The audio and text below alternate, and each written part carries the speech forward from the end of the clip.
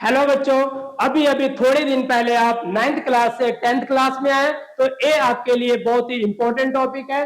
Find the zeros of quadratic polynomial and it's verification. किसी भी quadratic polynomial का zeros कैसे फाइंड करना है और उसको कैसे वेरीफाई करना है, आइए सीखते हैं। सबसे पहले आपके पास एक क्वाड्रेटिक पॉलिनोमियल गिवन है। सबसे पहले हमने इसको लेट कर लिया, px equal to 6x² minus 7x minus 3। Factor बनाते समय सबसे पहले फर्स्ट को हम लास्ट से मल्टीप्लाई करेंगे। फर्स्ट को लास्ट से मल्टीप्लाई करने के बाद आपके पास कितना आ रहा है, -18। आपने -18 के हिसाब से फैक्टर बनाना है।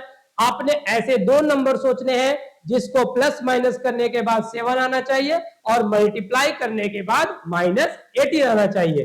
कैसे होगा, आइए देखते हैं। दो नंबर हम सोचते हैं, कितना होगा, 9 और 2। तो हमारे पास 6x² minus 9x plus 2x minus कितना आ जाएगा, 3। हम सिर्फ फैक्टर बनाते समय इसका यूज करते हैं, बाकी ओरिजिनल वैल्यू -3 रहेगा। अब हमारे पास आगे क्या आ जाएगा, px equal to 6x² minus 9x। इन दोनों में से कॉमन निकालते हैं। कॉमन क्या आ जाएगा, 3x कॉमन आ जाएगा, यहां 2x माइनस 3 आ जाएगा, प्लस इन दोनों में से कुछ भी कॉमन नहीं हो रहा, मींस यहाँ पे आप 1 कॉमन ले लीजिए, 2x माइनस 3 आ जाएगा। देन आपके पास क्या आएगा, px equal to 2x minus 3, 2x minus 3। दोनों जगह से हमने क्या किया, 2x माइनस 3 कॉमन ले लिया और हमारे पास जो सेकंड वैल्यू है 3x प्लस 1 आ गया। अब इसका हमने जीरोज निकालना है। जीरोज निकालने के लिए क्या करेंगे, इसको जीरो के इक्वल टू पुट करेंगे। कैसे, इसको पुट कर दीजिए, px इक्वल टू 0।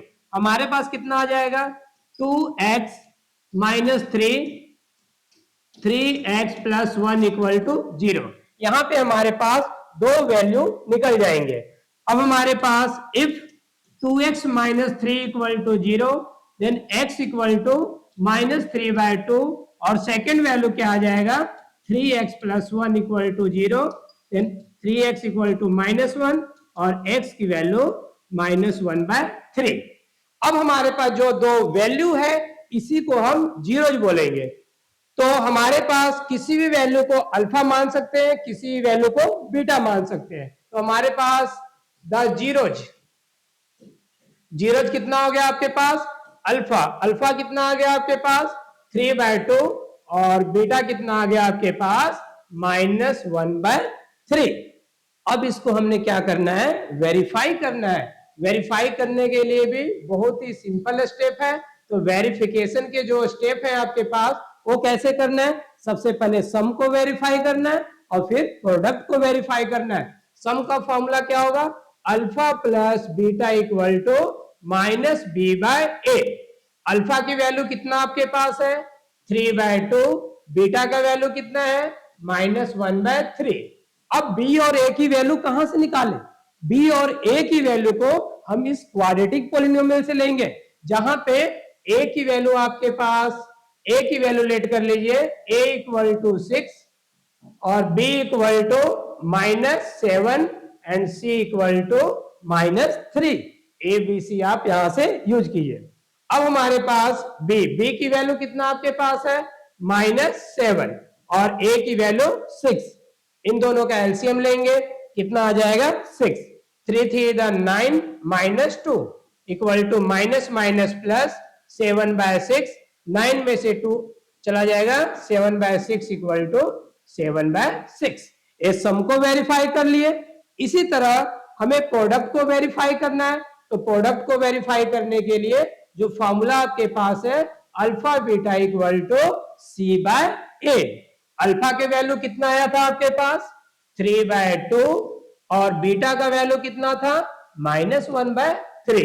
अब c की वैल्यू कितना आपके पास है, c की वैल्यू आप देखेंगे, c की वैल्यू -3 और a की वैल्यू 6।